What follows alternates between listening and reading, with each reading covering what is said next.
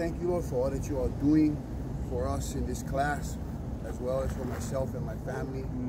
Thank you for the transformation that is happening within everyone that is here, as well as our own individual selves.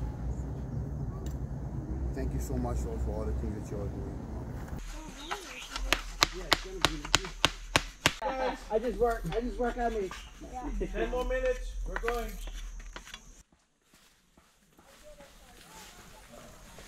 Here are some pictures of my pohaku and the different stages that she went through while I shaped her.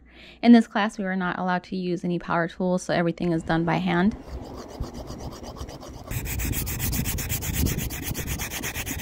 I found my papa. Here is some pictures on my board and the various stages that she went through while I shaped her.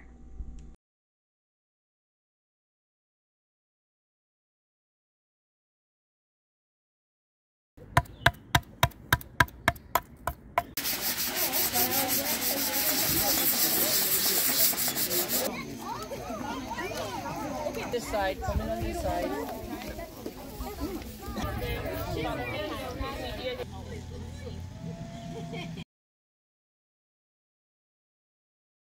Beautiful.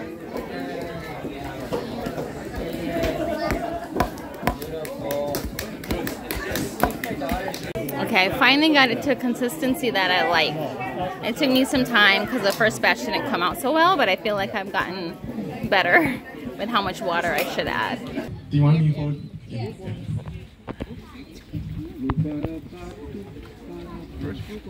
Aloha.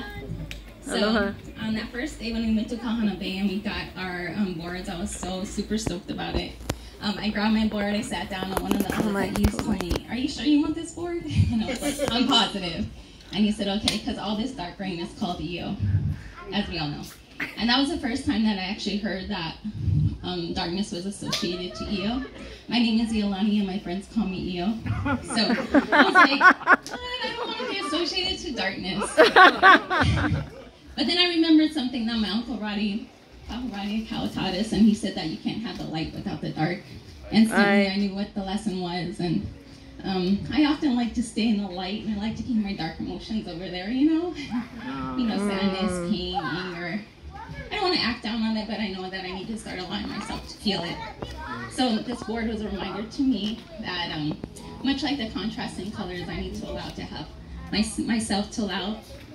I need to have contrasting emotions within me. So that was the first lesson.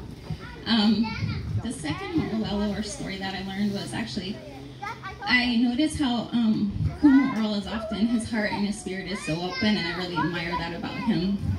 And I started paying attention to my heart and spirit, and I really kind of closed myself off to people lately, and I've really put up some walls and a protective layering around my heart. And I was thinking about that on the last day of class on Wednesday.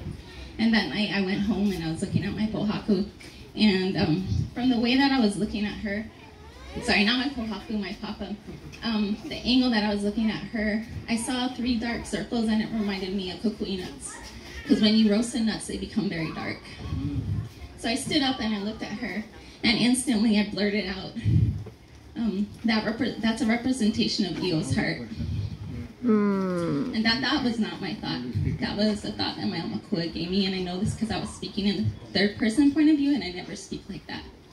So at first I was like, oh, y'all got a wicked sense of humor to be comparing my heart to kukui nuts.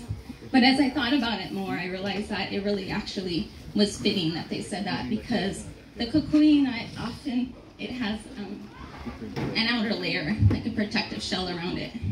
And much like the kukui nut, you have to crack it open to get to the nut. And basically, or essentially what my Omakua is telling me is that you need to heal your heart. And with that being said, I mean my papa, Pu'uwai, which is heart in Hawaiian, at least that's, when I looked it up, that's what it said. And then my pohaku, I named her Honu basically because when I was shaping her, she looked like the Honu, like when they're in the water, they stick their neck out, it looked exactly like that. Yeah, so I just want to say thank you. I absolutely love this class. Yeah.